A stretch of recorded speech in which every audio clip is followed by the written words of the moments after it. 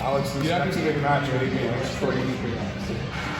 Troy Eaton had an infamous time trying to beat George's Kingsman. It's like his nemesis. So you guys think his kryptonite. You only got.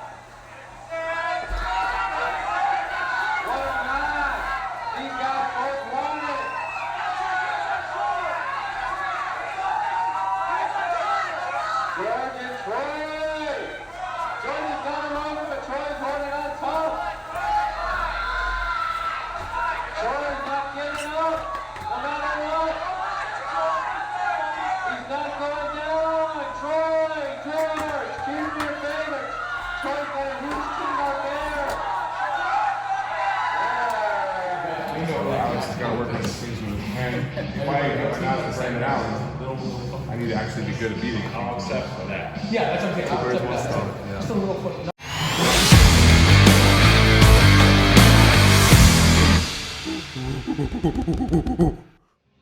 What's up, everybody? My name is Alex, and welcome to episode 1 of the KINGSMOVE Chronicles.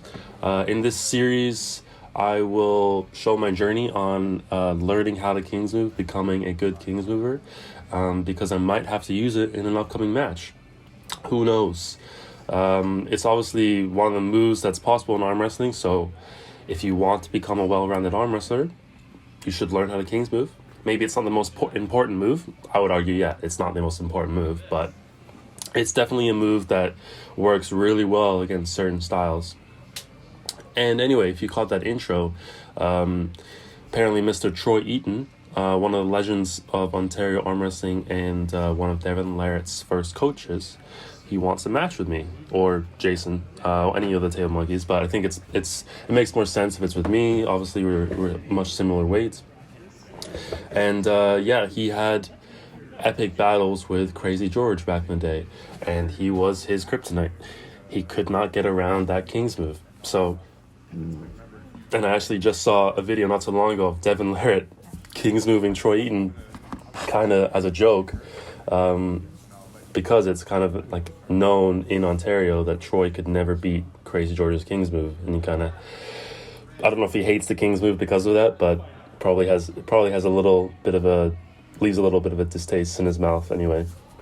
So anyway, and I don't care about how the match looks. If I need a KINGSMOVE to win, I'll do it, and it doesn't hurt to learn it. So obviously I'm blessed here to have Jason, who's one of probably the best KINGSMOVers in Ontario, but top 3 obviously, Devin, Crazy George, Jason. I don't know if there's any others that are as close to as good as those 3 in Ontario, of course.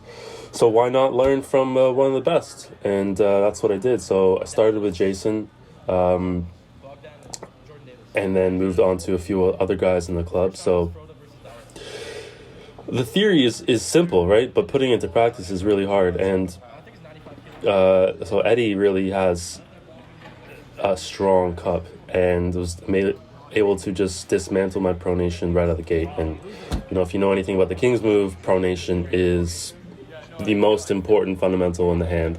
Obviously rise is also very important, but he was able to shut down my pronation right off the get-go, and it made it impossible to get any stops. So in this one, I drove my thumb really far through. You can see how far through it is.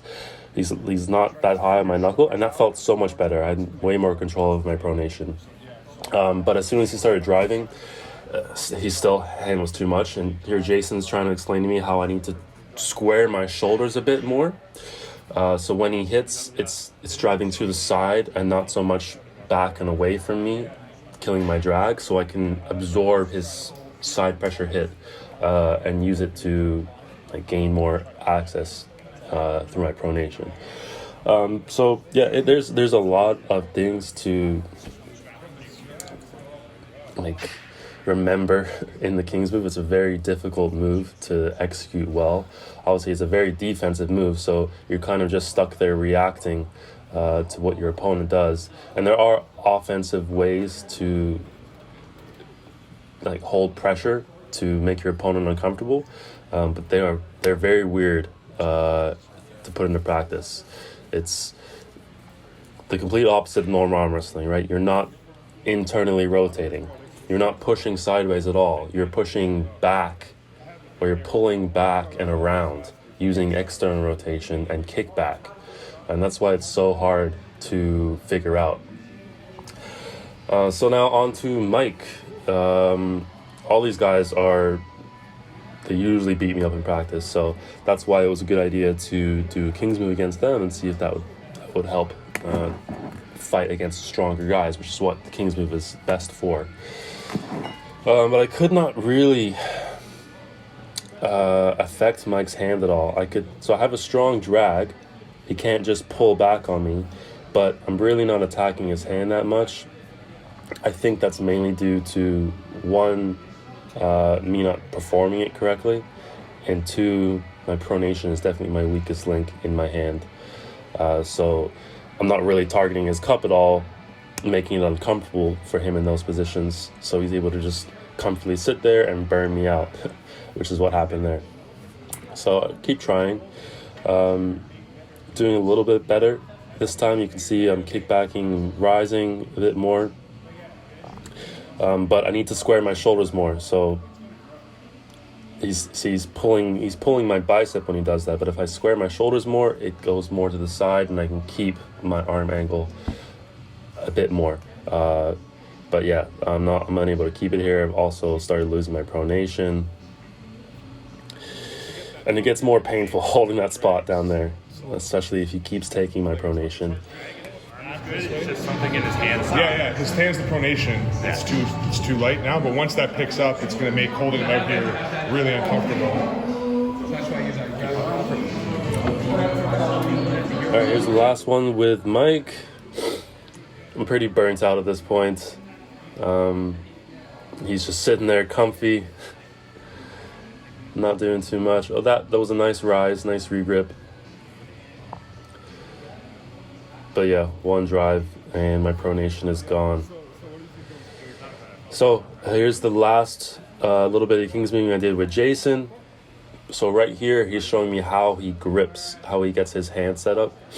He takes a nice big cup, goes deep around, and then as he's reversing that cup, coming back, he starts to initiate his rise and pronation. And that felt really good. So that's definitely the new grip that I'm going to be taking in my King's move. And this was a pretty good match. I was able to, maybe it was because of that new grip setup, I was able to keep my hand more in the match, at least until this point where he kind of just moves over to his right side of the pad, gets into one of the counters that we discussed for beating the King's move, where you're kind of rising, posting, and supinating, and making the King's mover work in the offense position. I felt really lost in that position. That's what I'm saying here to him. And I was explaining how felt really difficult to do the King's move pressure, which is the kickback, rise, external rotation pressure. And because I don't know, I think because I wasn't square enough, because I was way too open, it just felt really uncomfortable and weak doing that. So I was mainly holding with my bicep, which is not something that you want to do as a King's mover. So he was talking about how that's why you need to be a little more patient in that position, leave bait, leave room, so your opponent thinks that they can hit into it and use their hits against them to gain more hand control, which is obviously the goal as a Kings mover.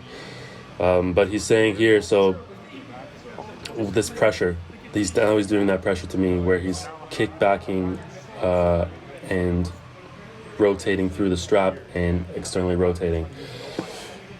That's something that I need to be more, I need more practice with, obviously, so it becomes more instinctive.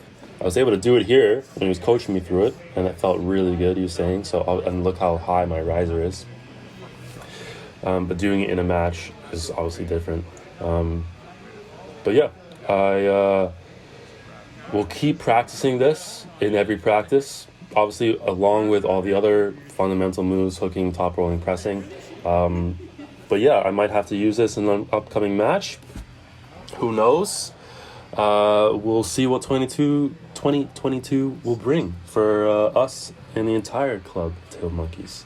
So, if you enjoyed this video, please like the video, leave some feedback in the comments, and monkeys out. Peace!